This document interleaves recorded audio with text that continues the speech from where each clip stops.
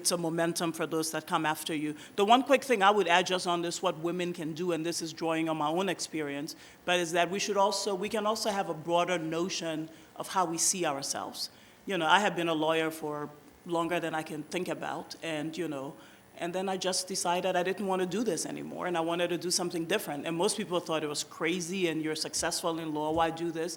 But, that was a whole other avenue, and at least for me, it's been fulfilling. It's been an opportunity to do something different. It got me outside my comfort zone, which was a point that a couple of people made in some of the earlier panels. Because I think if we think of ourselves as just being the accountant or the lawyer or the doctor or the whatever, maybe there's something else we can be doing, and that other path gives you an alternative to leadership also. So that's the only thing I would add to that. Okay, we're out of time for the panel, so I would turn to the floor maybe for just a couple of questions. If you could please be brief.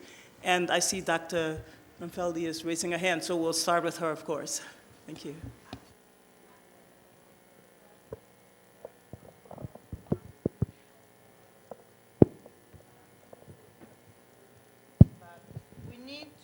Disruptive if we are going to be change agents. And that starts with the standards we set. The standards we set are not men. We need to have higher ambitions than that. The boards that we want to get into, it's not that we should qualify to be on those boards. We need to also be saying to the boards, this is the kind of board I want to be associated with, not these old doppies who come and sleep in the board meeting.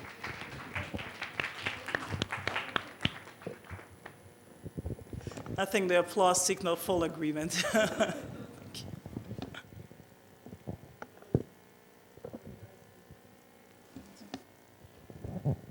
Vanita Shastri from Ashoka University. My question is that, as women even aspire to be on boards, what would you suggest should be their way to train themselves? We often now hear that, yes, we can put women on board, but they may not know finance, they may not know, a bunch of things that you actually need to know to be on the board. So what would be a good way to do that? Thank you. Maybe we should take a couple of questions, and then we can group them since we don't have much time. Was there another hand? Oh, sorry. Can I? Another question? Yeah. Yes, okay, maybe, but very brief. There's others in the audience that want to No, ask. that's I'm a different person. Oh, I'm sorry. Okay. Sorry. All women are being now kind of, okay. Okay, so I'm Gauri Sareen and from Approach International. So my question, to take it further from what I'd left last time, was that maybe women, we need to understand women better. I think organizations sometimes do not understand women, and sometimes women don't understand themselves. And one aspect of it is the way we want to see our own careers. There's a very, very good possibility that a large number of women want to see themselves not on the boards, but doing, as you rightly said, very, very different things. Moving horizontally and experimenting with new things, maybe looking at new career paths. And it's time that organizations start thinking, as this lady just said, start thinking of what really women want and how to really look at careers for women in the organizational context. It's time it moves the other way around if they really want to retain highly talented women. That was one question. That do you see this as a possibility? That's one. The second thing which struck me, and I'm actually working on this part of it in my research, is that maybe the way we are looking at women is too much from a business case point. And the time has come to look at them as really soft power in organizations. And the soft power is about women being able to bring in values and conscious values into organizations. I think a huge contribution perhaps women make on boards and even lower down in the hierarchy, it's not only only the board, but across the organizations, is not only about their skills and their qualities, but about their values. I think there is some data, perhaps not enough data, to show that there is some degree of conscious values and ownership they bring in organizations, which may be missing to an extent. So I think there's a huge contribution in terms of values and culture in an organization. So question is really what you all think about it. I mean, these are my comments, but really, really wanted your Okay, great, thank you. I saw one hand in the back there, yeah, maybe right, lady in the front row right there, yeah. Yeah, no, then we'll come. Hi, I'm Suman Maheshwari, corporate professional turned yoga coach. So I've done this journey of what we were talking about, sir. Saurabh, sir, it was really amazing listening to your opinions. I wish more of the men were like that.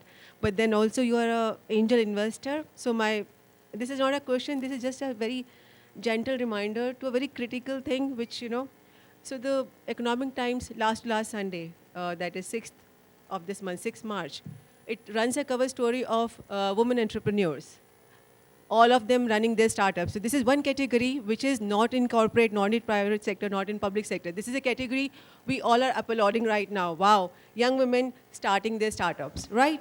This cover story tells about umpteen number of case studies when they go to a venture capitalist presentation. More than not, the question asked to them is the same question which was asked to Neeru ma'am 37 years back. Are you married? Where is your husband? How will you manage your family? Sir, so I'm sure you must be aware, but then I see you as a very learned, as a very senior person in that area. That was just, light on that. Okay, thank you. And then maybe we'll take one last question. No, I can answer that if you wish. We just want to grab all the questions and then give quick answers. Very brief question, please. We're out of time. So one last question.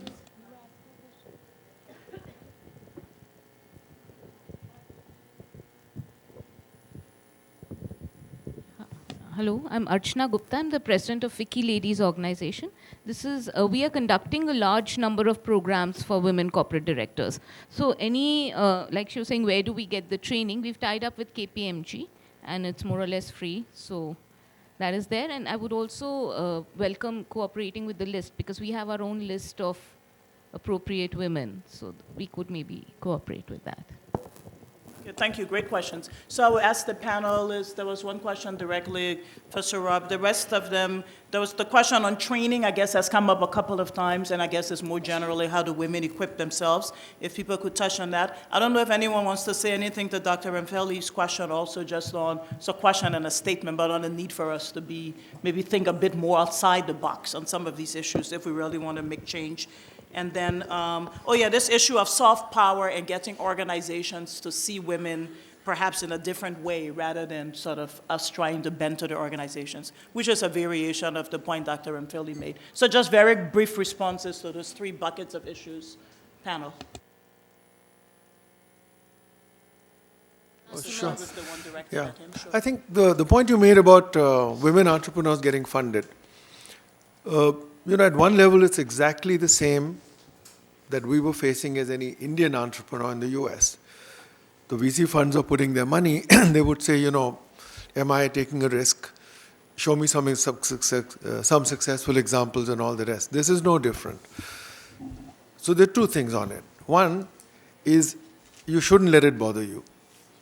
If you don't get funded by one, you go to the next. That's exactly what every entrepreneur does, goes to 10. In the old days in the US, we had to go to 100. So if somebody says no, don't walk away. You have a good idea, persist with it. The second is it's changing. We are creating bodies. In Thai, we have a thing on women in business and women entrepreneurs, so there is encouragement happening. And the third thing I would say is, initially when you go in for funding, we all want entrepreneurs to have a team, not one person. We want them to have 2 or 3 teams. Make sure in your team there are at least also some men. It's a good way to get through the gate. So you can be the CEO, have your marketing head as a guy or whatever. Get the best people. So just at the end of the day, you have to do the strategy because you can't. Well, you can mandate a woman on a board.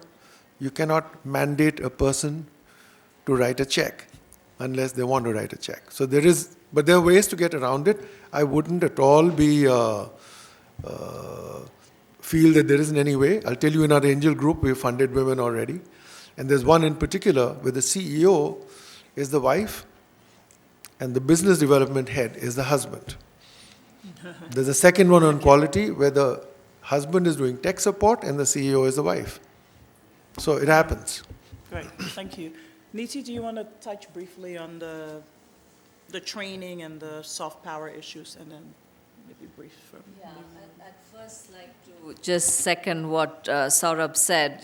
Thomas Edison said something. Our greatest weakness lies in giving up. Too soon, I will add. The most certain way to succeed is always to try just one more time. And that applies to everything we do. Be persistent, try one more time. Going back to the issue of soft power, so there is a lot of research that shows, and actually examples about how having more women in boards, in executive levels, really changes the whole governance issue. You know, the reputation of the organization, more ethical decision making, because there is more attempts to build in different perspectives and to come up with a consensus decision. So it isn't that women are more ethical than men, it's just that it changes the conversation and by bringing in different perspectives. So yes, there is the soft power issue. Is that going to bring more women on boards? Perhaps not. You know, if money doesn't bring in more women on boards, I'm not sure the soft power will. So, but those are benefits that we certainly can show through a demonstration effect. Have more women, it changes the conversation, they do better, everybody starts liking it, that becomes a natural part of it. But it's not going to help attract that first woman or the second woman or anything. You need more things like legislation and business cases to do that. Going on the training, you know, Archana has mentioned what they're doing in India through FICCI and KPMG. The Financial Times has a very good training program for boards. Several universities, Stanford, Northwestern, Harvard, Wharton have their own programs. There are quite, INSEAD, they all have programs to prepare you for boards in that context. So it may be country level or it may be more international like INSEAD has. Certainly that can be done. There are plenty of databases also today in almost every country. The difference is very few of them go global. And that's the part that we need to also be looking at. And that, like Saurabh says, you have to disrupt. There is no reason in today's world that we cannot have a global database, that we cannot have training, preparation for preparing women to be global leaders or men to be global leaders. And so we need to look broadly, because you cannot be a leader in one country and kind of step away from leadership opportunities in other parts of the world, because everything is connected today. So I would urge you to think in that sense, how can you connect and how? And we are trying to do that in TalentNomics. I mean, this is not about what we are trying to do, but that is how we are trying to disrupt the market, by saying, prepare yourself by getting the experience you need in your own organization, in your own industry, but then aim higher. Connect with other decision makers, seek opportunities to get experience, and get the training you need to compete. You need somebody to recommend you for a board, and you want to make sure you're connected to some board members in the kinds of organizations you're interested in. Thank you. Okay, maybe Anita and Neera can just give very brief final. Just very briefly, I think one is that if you're going to be on a board, you in some ways should be really passionate and excited by the sector that company is in. Otherwise, it's not serving you what you need. So this is somehow answering also Dr. Ramphele's question, is really do your homework. And if you do feel you're ready to be on a board and you want to learn about a sector, I'd say go the extra mile to really do your homework on who are the competitors, what's really compelling this company to go forward or that could hold it back. So that's something which is absolutely critical. Neeti's point that you typically board members are selected through word of mouth recommendations. And so for that, networking, as Linda mentioned in the morning, is absolutely critical. So making sure that you do either through FICCI or other groups, be able to network yourself into the board eligible members. We're out of time, so Neera, just a final wrap-up, please. Thank you.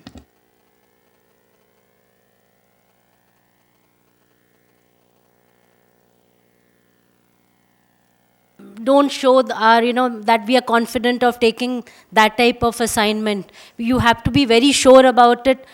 Have big goals for yourself. Then only you'll be able to achieve it.